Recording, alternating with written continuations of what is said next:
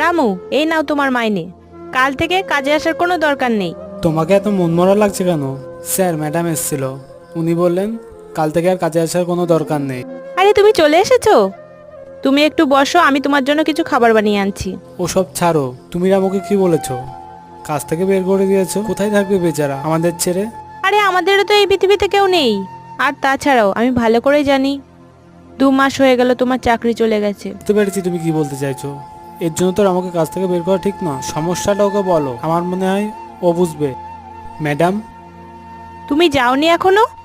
না ম্যাডাম, আমি আপনাদেরকে ছেড়ে কোথাও যাব না। আর ম্যাডাম, এখন আপনাদের খারাপ সময় চলছে, আর এই খারাপ সময়ে আমি আপনাদের ছেড়ে কি করে চলে যেতে পারি? যখন আমার খারাপ সময় চলছিল তখন আপনি আমার পাশে ছিলেন, আর এখন আপনাদের খারাপ সময় চলছে, আমি কি করে ছেড়ে চলে যেতে পারি? আমি তোমাকে বলেছিলাম না, আমাদের সমস্যার কথা ওকে বললে ও ঠিক বুঝবে।